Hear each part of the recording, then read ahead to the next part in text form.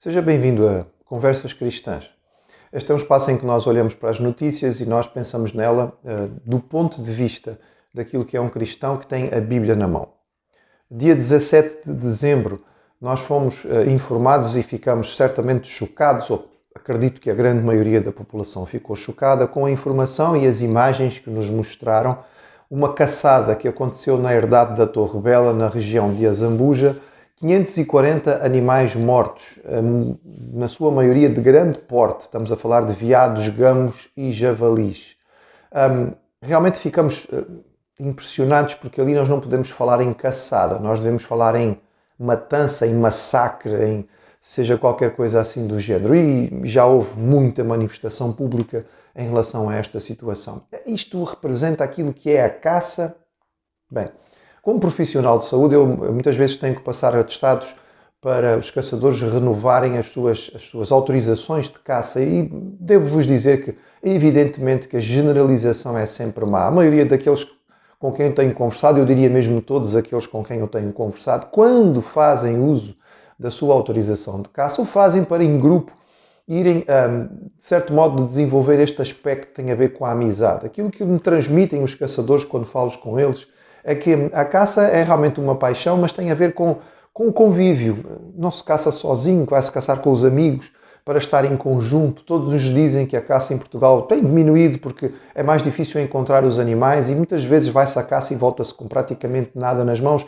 Mas a satisfação de estarem em grupo, no ambiente, estarem junto daquilo que é o meio ambiente, o meio bonito da nossa natureza. Os caçadores certamente estarão a repudiar aquilo que foi feito ali. Aquilo ultrapassa de forma bizarra, não é? E grotesca aquilo que é eventualmente o prazer da caça. Mas, no fundo, quem são os culpados? E parece que ninguém é culpado. A herdade não é culpada porque ela autorizou a empresa não é culpada porque a herdade deu autorização.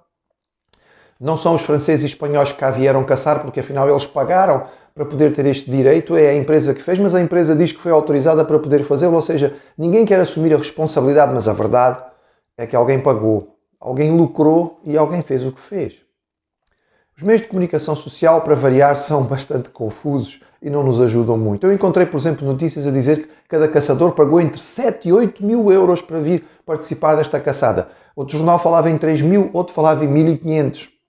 Seja como for, foi pago a peso de ouro para que as pessoas pudessem vir aqui e pudessem participar disto. Os organizadores, em princípio, aqueles que são considerados os grandes responsáveis, não é?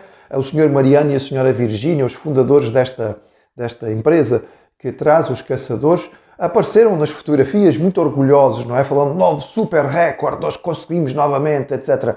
Diante daquela quantidade enorme de animais mortos, abraçadinhos a sorrir ao pôr do sol, uma imagem, mais uma vez, grotesca que nos impressiona a todos nós. Mas o que realmente aconteceu ali?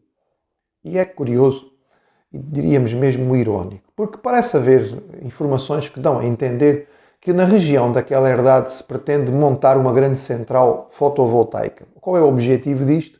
Então é montar uma central que possa aproveitar para produzir grandes quantidades de energia pura, energia limpa. Ou seja, nós precisamos do espaço para montar aqui uma grande central de produção de energia amiga, verde, digamos, que protege o ambiente. Então, como é que vamos fazer? Nós temos muitos animais aqui. Nós precisamos tirar os animais daqui, porque senão depois vai ser confuso ter os animais e a central ser montada. Então, podemos produzir algo que vai ser agradável para o ambiente, vamos eliminar o ambiente, ou seja, vamos provocar uma grande matança de animais para depois nós podermos montar alguma coisa que é amiga do ambiente. Tudo isto é chocante, evidentemente, porque se autorizou que esta matança fosse feita, recebendo dinheiro significativo, para então se montar alguma coisa que teoricamente seria amiga do ambiente. E se ninguém tivesse sabido da caçada, ou seja, se estes indivíduos, estes caçadores, ao invés de serem então, nem sei como chamar-lhes, não é? E colocarem as suas imagens na internet para o mundo inteiro saber e logo a seguir as pessoas caírem em cima deles, se tivessem feito isto de forma discreta, tinham eliminado estes animais todos sem ninguém saber e daqui a pouco tempo nós íamos ouvir a respeito desta herdade que gente com consciência ecológica fizeram aqui uma grande central fotovoltaica. Isto tudo nos faz ver aquilo que é a realidade do nosso coração humano. Para aquele que é cristão isto não é difícil. Isto nos fala a respeito daquilo que é a natureza humana. Uma natureza pecadora que certamente olha para o mundo e para a natureza da forma totalmente errada. A Bíblia nos diz que Deus criou o mundo e um cristão bíblico será sempre criacionista. E não é difícil entender isto e nem aceitar, porque a ciência verdadeira, quando nós a estudamos a sério, dá-nos claramente a noção de que este mundo tão bem organizado e equilibrado precisava de uma mente inteligente por trás.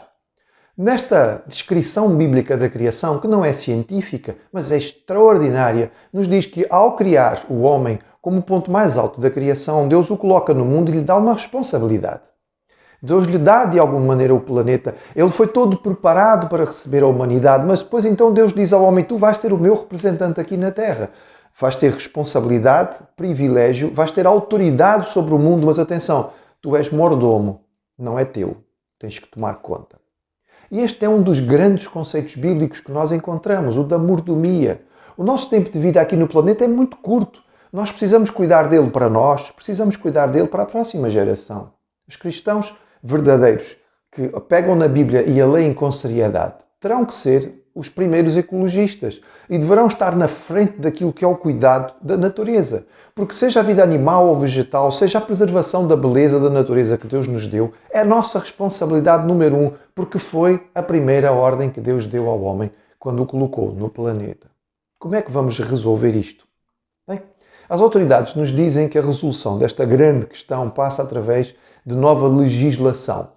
Para este caso agora, vamos apanhar os responsáveis, os malvados que mataram estes bichos todos, vamos levá-los a tribunal, eles precisam pagar por isto.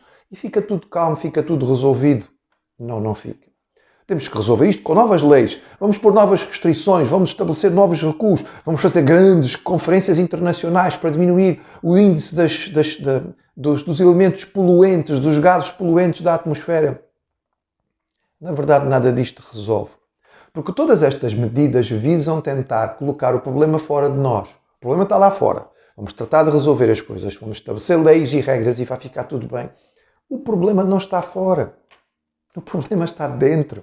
O problema está no nosso coração. O problema está na nossa vaidade, no nosso orgulho. O problema está no nosso egoísmo. Sim, vamos fazer as coisas desde que elas não me prejudiquem. Um exemplo.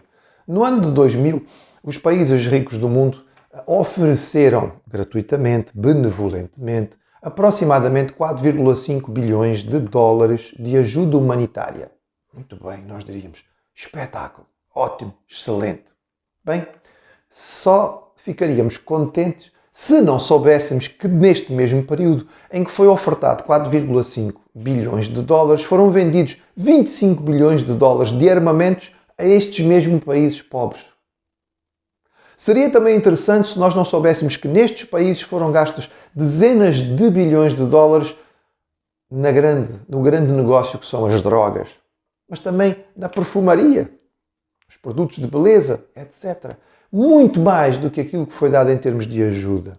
Isto tudo nos fala do egoísmo do nosso coração, daquilo que está dentro de nós. De pensarmos que podemos resolver o problema mudando alguma coisa que está lá fora, quando na verdade o problema está dentro. A solução, biblicamente falando, é uma transformação interior. Esta transformação não é produzida pelo homem porque ele não consegue produzir, ele não tem força suficiente para isto, ele está afastado daquilo que o pode realmente mudar. Quem o pode mudar é o seu Criador. É voltar à ligação com aquilo que nos fez. Esta é a única maneira de voltarmos a viver como nós devíamos viver e termos conscientemente a responsabilidade e não o egoísmo como a coisa principal das nossas vidas.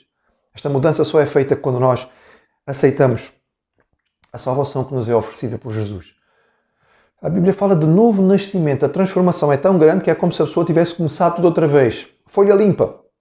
Começamos do zero e temos um alvo, um objetivo gigantesco, extraordinário. Ser igual a Jesus. É isto que significa ser cristão. É esta a proposta que a Bíblia faz. Ela é oferecida gratuitamente a todos aqueles que a receberem. E é, na verdade, a única vida que vale a pena viver.